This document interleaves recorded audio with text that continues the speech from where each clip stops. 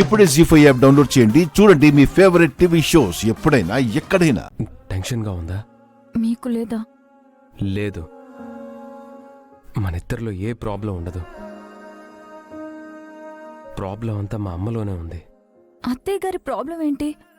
త్వరగా పిల్లల్ని కనమని సతాయించడం. ఎప్పుడు జరగాల్సింది అప్పుడు జరుగుతుంది, కానీ అనుకున్న వెంటనే జరగాలంటే ఎలా?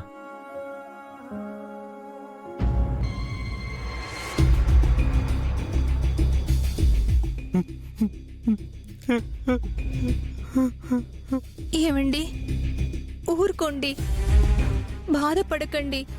దేవుడు ఎలా రాసి పెట్టుంటే అలా జరుగుతుంది. బాధపడకుండా ఎలా ఉండగలను?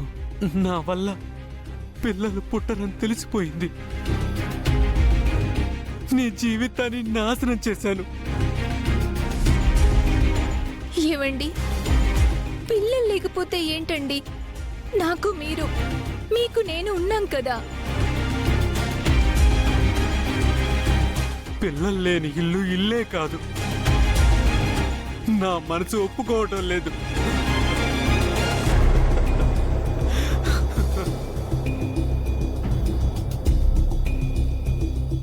ఏమైంది జాను? మనల్ని ఇంకా పిలవలేదు కదా? ఏమండి, ఇంటికి వెళ్ళిపోదాం పదండి. అదేంటి ఇక్కడ దాకా వచ్చి? టెస్ట్ వద్దు, ఏం వద్దండి. ఎలాంటి రిజల్ట్ వస్తుందో ఏమో, నేను తట్టుకోలేను. జాను, ఏం కాదు, మనిద్దరిలోనూ ఏ ప్రాబ్లం ఉండదు. ఏ ప్రాబ్లం లేకపోతే మనకెందుకు పిల్లలు పుట్టలేదు? జాను, మా అమ్మలా మాట్లాడుకో. కారణాలు ఎన్నో ఉంటాయి. ఎంతో మంది హాస్పిటల్కి వచ్చి చెక్ చేయించుకుంటున్నారు. నా వల్ల కాదండి. ఇంటికి వెళ్ళి అత్తయ్యకి ఏదో ఒకటి చెప్దాం. ఏదో ఒకటంటే? మనిద్దరిలో ఏ లోపం లేదు అని చెప్దాం. వద్దు జాను, మా అమ్మ చెప్పిందని కాదు, నాకే తెలుసుకోవాలని. ఏదైనా లోపం ఉంటే సరి చేసుకునే అవకాశం ఉంటుంది కదా. అది కాదండి. ప్లీజ్ జాను, ఎలాగో వచ్చాం కదా, చెక్ చేయించుకునే వెళ్దాం. నా మాట విను. ఇక్కడ జాహ్నవి అంటే ఎవరు మేడం? తనే సిస్టర్, చెప్పండి. మిమ్మల్ని డాక్టర్ గారు రమ్మంటున్నారు. జాను, వెళ్ళు ప్లీజ్, నా కోసం. రండి మేడం.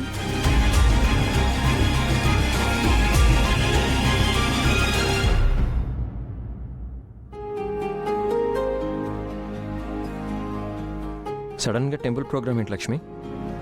మీ గురించి మొక్కుకున్నానండి. ఎప్పుడు నా గురించేనా? నీ గురించి మొక్కుకోవా? మీరు బాగుంటే నేను బాగున్నట్టే కదా. మనిషి అన్నాక కాస్త స్వార్థం ఉండాలి లక్ష్మి. నా భర్త బాగుండాలని కోరుకోవడం నా స్వార్థమే కదండి.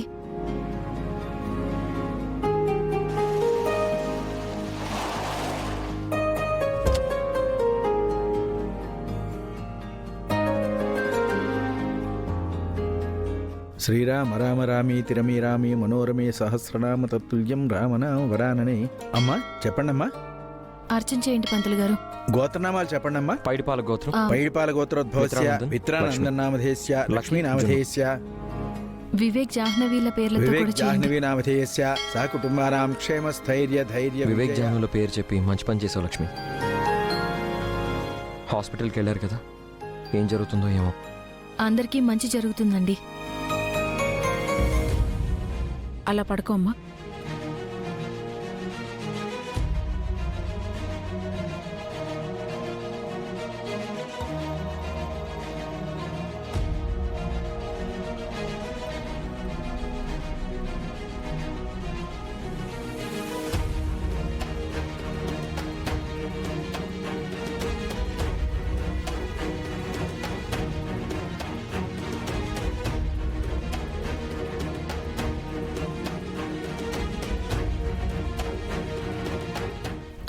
మీరు ఇక్కడే ఉండండి, నేను ప్రదక్షిణలు చేసొస్తాను. నేను కూడా వస్తాను లక్ష్మి. మీరెందుకు? నా గురించి నువ్వు మొక్కుకున్నప్పుడు నీతో పాటు నేను కూడా చేయాలి కదా. ఏ 3, 5 ప్రదక్షిణలు కాదండి, 108 ప్రదక్షిణలు చేస్తానని మొక్కుకున్నాను. 108? అన్నెందుకు? ఎన్ని ఎక్కువ ప్రదక్షిణలు చేస్తే అంత మంచిది, కోరికలు నెరవేరుతాయి. అంత పెద్ద కోరిక ఏం కోరుకున్నావు లక్ష్మి? మీరెప్పుడూ నవ్వుతూ ఉండాలని, ప్రశాంతంగా మనశ్శాంతిగా ఉండాలనంతే. నేను అలా లేనా? ఉంటే నేను ఈ పూజలు ప్రదక్షిణలు అవి ఎందుకు చేస్తాను? ఎప్పుడు అని మొహం పెట్టుకుని ఉంటాను. అది అలా ఉండాలి. హ్మ్. ఆ నవ్వు కోసం నేనేమైనా చేస్తాను.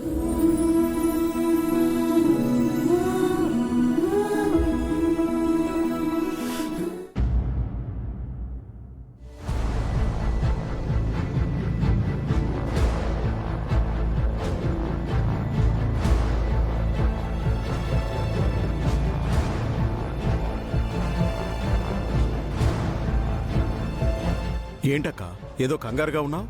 మిత్రాలక్ష్మి గుడికెళ్ళారా? జాను వివేక్ హాస్పిటల్కి వెళ్ళారు, ఇంకా రాలేదు. వెళ్ళిన వాళ్ళు అక్కడే ఉండిపోరు కదా, వచ్చేస్తారు. కంగారెందుకు? మిత్రాలక్ష్మి గురించి కంగారు లేదురా, జాను గురించే నా బెంగంతా.